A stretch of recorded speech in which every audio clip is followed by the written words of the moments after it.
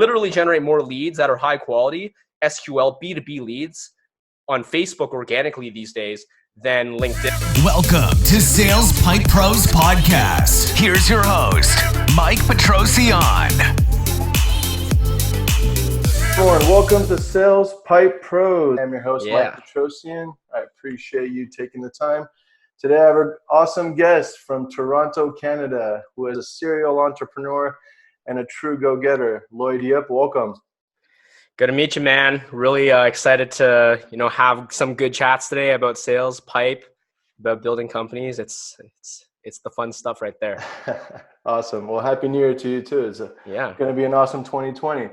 So, Lloyd, you reached out to me actually. You were doing some hunting, loved your style. Yep. Totally resonated with what I do here in San Francisco. Just let's kick it off, man. Tell me a little bit about your background, how you got into this crazy world of sales. Yeah, I'd like to say that what I do now is the culmination of probably the last 7 years of what I was doing before. I got my kickoff in my sales career at a tech company, and we did marketing technology. It was enterprise marketing tech. So you would imagine as a 21-year-old who's pretty new out of school, if you're selling to VPs of marketing and CMOs of Fortune 1000 companies, you either figure it out fast and you learn their world and you learn how to talk to them in a professional manner, or you get out because you're just not really cut out for it. And there was times that I was not really sure if I was cut out for it, but frankly, you want something bad enough and you like the art. And I think that's really carried me through this entire time. The fact that I like sales as an art. Sometimes when I'm in the zone of talking to someone, I really enjoy it. It's kind of like a game or a sport to me. It's never felt like a chore. So that combined with just wanting to get better and grinding and learning about the worlds of my clients got pretty in deep with deals and sales and marketing. And after spending a couple of years there, closing some pretty big deals, learning a lot of proper sales process at big and mature companies, went off, worked at a very early stage startup. Literally, it was me and the founders working out of the living room of the founders' house because they were roommates together. And we managed to grow that from very early days to 2.5 million.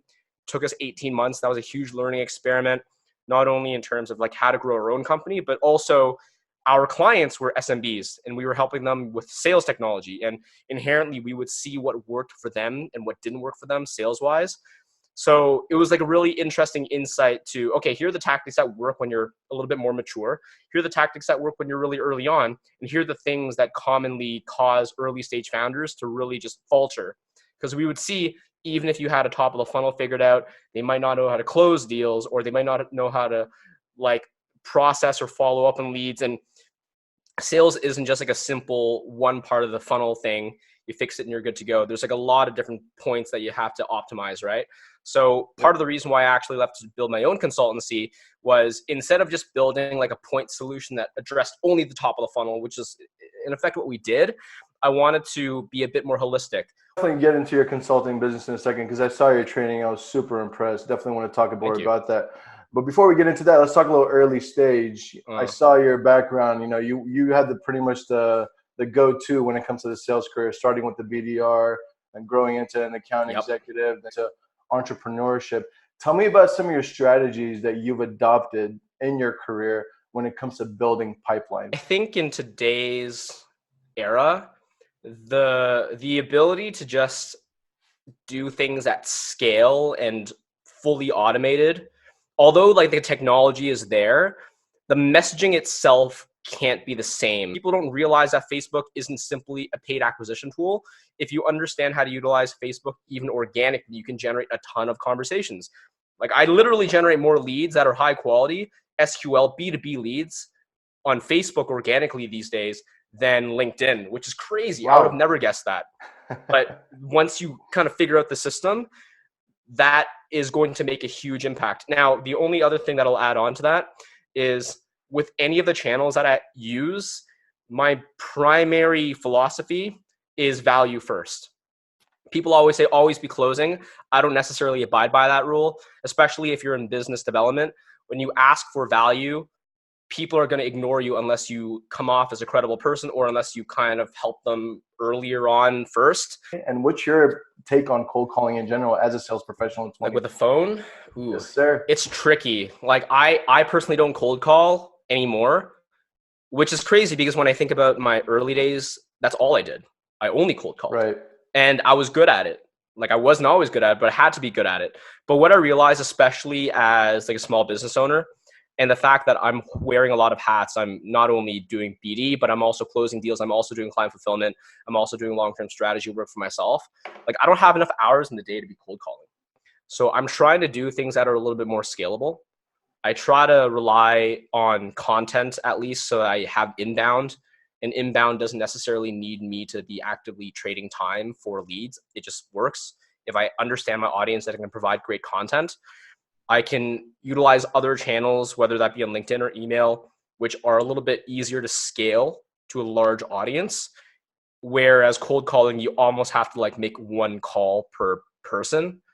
Also, like the trends that people don't pick up the phone as much. So like I need my tactics to be scalable.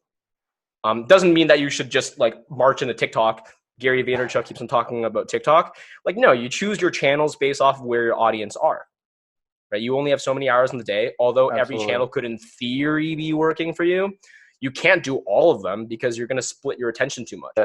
Let's talk a little bit about once we get that opportunity in the pipe. You know, you got that opportunity, they're interested. What are some of your strategies when it comes to objection handling? You know? The way that I think about it, and this is a little bit of a cop-out answer, but I'll give you a more tactical answer after this, is if someone's giving you an objection, sometimes it's because you messed up like earlier on in the process, right? That's fair. Not to say that you should never hear objections. They're going to come up inevitably, but a lot of the objections that people get are honestly avoidable if they just listened better during discovery.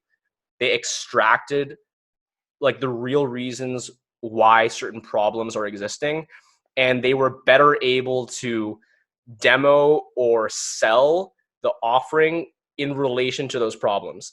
When people just like ramble on and on about here's my demo, here's all the features, then inevitably people are just going to care less.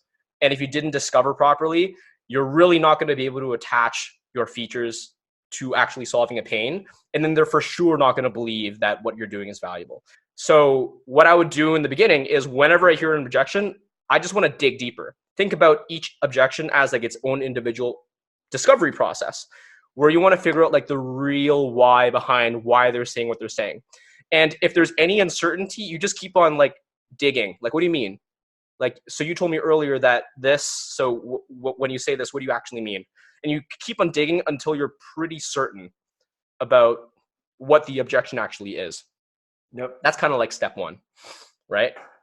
And then step two is you summarize it back to them so that you have them articulate and confirm your thoughts. Because a lot of the times our inherent biases or our inherent, perceptions of the world, even though we think that they're accurate, they might not be. So if I feel like I got to the bottom of it and I just assume, okay, it's time to handle the objection, but they're still thinking about something else or I'm missing something, then I'm going to actually not have a really solid bulletproof case. So I want them to literally hear me say, okay, it sounds as though your problem is X, Y, and Z. Is that right? If they say, no, you're like kind of off, then I got to go back to like step one and discover again. But if they're saying, yeah, that's actually what I'm thinking, that's actually what's making me feel a bit confused or concerned, then that's good. And that's step two. Step three would be actually overcoming that objection. And ideally, you've heard that same objection like 5 times or 10 times, so you already know how to overcome it.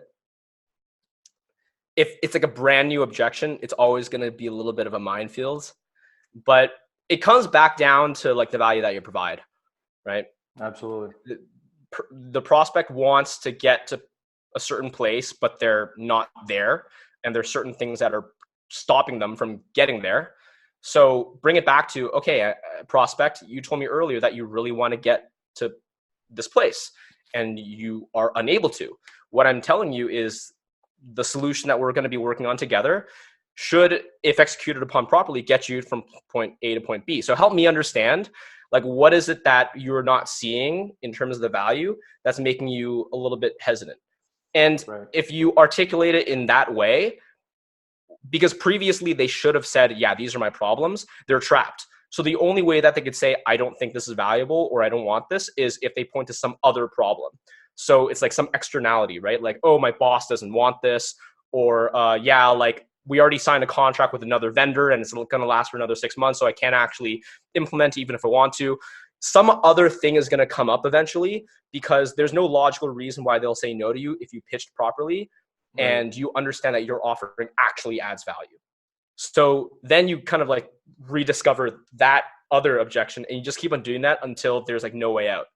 Now, the other thing that I would say is that sometimes objections cannot be fully handled. Sometimes clients are actually bad fits for you and you shouldn't even try to close them. Sometimes your offering is not the right offering for someone, and that's like a legitimate reason for them to not work with you. Like, those things are all acceptable. But in a situation where the offering is the right offering and they're the right fit, like, there really isn't a reason that you shouldn't bring that client home. Dealt with a lot of sales reps before that. As soon as they hear an objection, they just kind of start losing their shit, and they don't understand how to handle themselves. So that kind of brings me to my next point is, you know, you're a head of sales now, and I'm sure you have reps under you or you've managed reps before. How do you deal with an underperforming rep, specifically in this entitled world that we live in now in 2020? Yeah. So this is like a recurring theme, I think, with just the way that I see the world. But I believe in prevention more than like reaction, because if it comes to the point that you have to react, it's almost too late already. Is having a stringent interview process, never hiring quickly and rushing it just out of necessity. Like, take your time, you know, and really make sure that they meet enough people in the team and really understand like their philosophies and the way that they look at the world. Preferably, if possible, get them to even like do a project during the interview process, so that it's not just, are they able to interview well? Because like, that's kind of deceiving. People can interview well and not necessarily do whatever they need to do once they're there. Right. So those are like the initial steps. To understand, what are their motivations? Why are they here? What are they trying to achieve? What are they trying to accomplish? And if for whatever reason they're not performing well, I'm not going to like waffle around it. I'm going to ask them like, hey, obviously when we decided to work together, these are the goals and we had set these expectations, right? Yep. And we're not hitting them. Like, I want to be in a position to help you overcome whatever it is that's stopping you from getting to this. Because I know that you want to do this too. Like, no one wants to be bad at their job. Like, that wouldn't make any sense. But obviously something's preventing it. Like, what can I do to help? And like, has there been anything going on in your life or your experience here that's been preventing you? Like, having an open and honest discussion with the people in your team is so critical. And building like that safe space where they're okay with telling you the stuff that's going down. Because sometimes it's work related, sometimes it's not work related. And only when you understand what's preventing them from getting to success can you figure out like a roadmap to getting them there. Absolutely. Right? Because like, different people will struggle for different reasons. How can you possibly fix it if you don't know like the specific reason why there's a problem? It's the same thing when you're on sales calls. Like, when you're doing high ticket sales and you're trying to be consultative, you can't provide your recommendation on what thing they should buy unless you deeply understand their problems and what's causing it. You can't just like say, here's this thing, and then like pitch it the same way as everyone. Like, that doesn't work. So when you're working with people, everyone's unique. And then sometimes you just got to fire people, right? Because like, sometimes things when all hell fails. Yeah. And not being like emotional about it, just understanding that it's a fact of life. I've been fired before. It was the right move on their end, right? So what advice would you give to someone that wants to get into the world of sales, and not just in specifically tech, in general? I mean, if money is the primary reason though, that's pretty hard.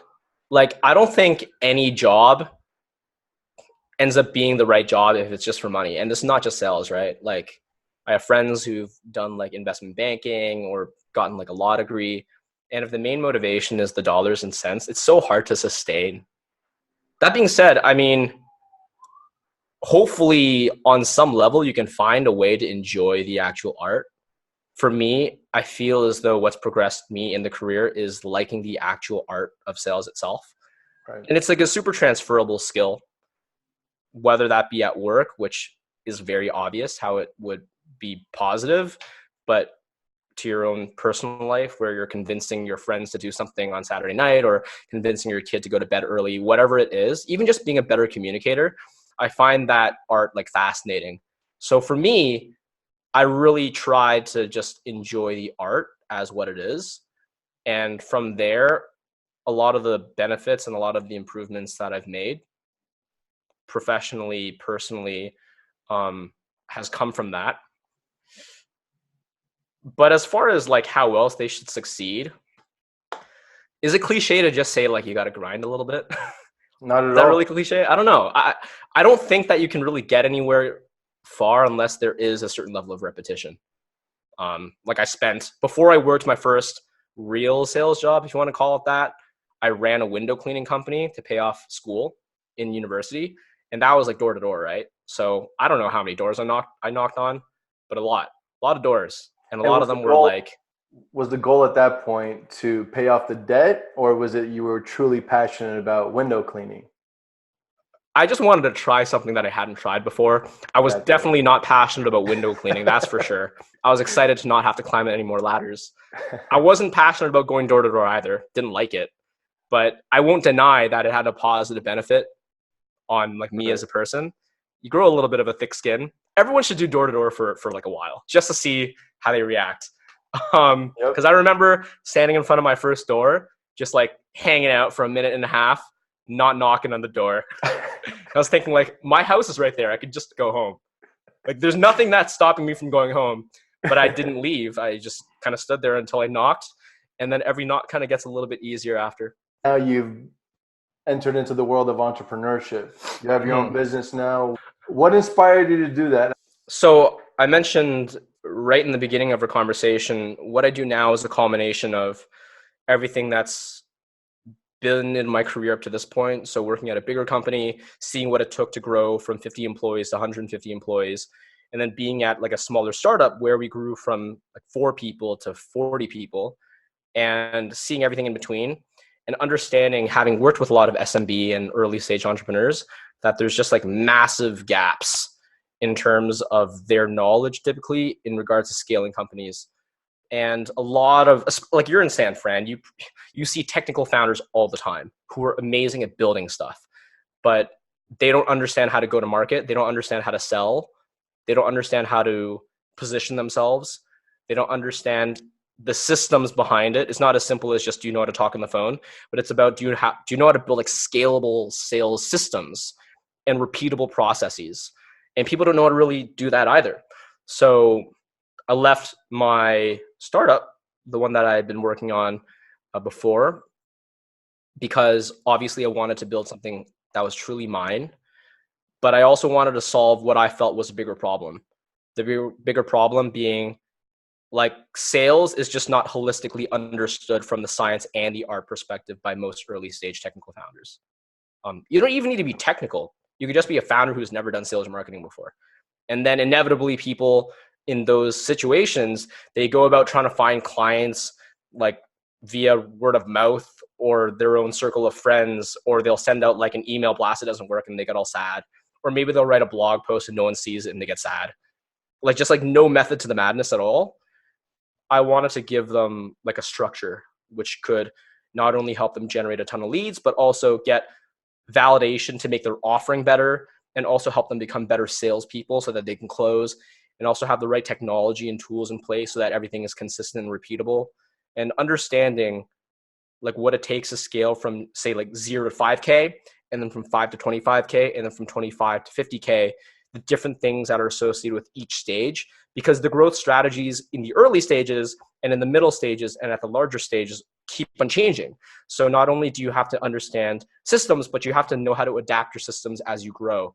A lot of people go about growth in like a totally like improvised way. And it's really hard to scale that way, I think. And where do people get in touch with you, man? Yeah. So LinkedIn, that's a solid place for me. I spend a lot of time there. Facebook as well. I actually have a Facebook group. I suppose you can just post the show notes on wherever you're going to be distributing this. I can give you a couple of those links. But my website obviously as well. So lwyconsulting.com. And if anyone's interested, I actually have a free training right now on it that talks about how an early stage founder can scale quickly to $50,000 of MRR within a year. So if anyone is that early stage B2B founder, whether you're selling SaaS, whether you're selling like a high ticket service. So I have clients that are like HR talent clients or consultants, or, you know, just like random consultants for different functions. Even like agency owners. I work with a lot of like digital marketing agency owners. If you're in B2B and high ticket. Awesome. That's what I'm all about. So yeah. Awesome. Saw your training, man. I saw, you know, building it from 0 to 5K MRR all the way scaling up to 50K MRR. Your training was truly inspiring. Definitely resonated well with me, but I got a lot of great tips from it. So awesome. We'll definitely I'm glad, because you're in your own right very knowledgeable about the space. So if there's anything new that I was able to like help you out with, that's kind of cool actually. I appreciate that. Yeah. Lloyd, it's been a pleasure, man. Thanks so much. Keep in touch. Let us know if there's anything you could do. And cheers, bud. Happy New Year again. For sure.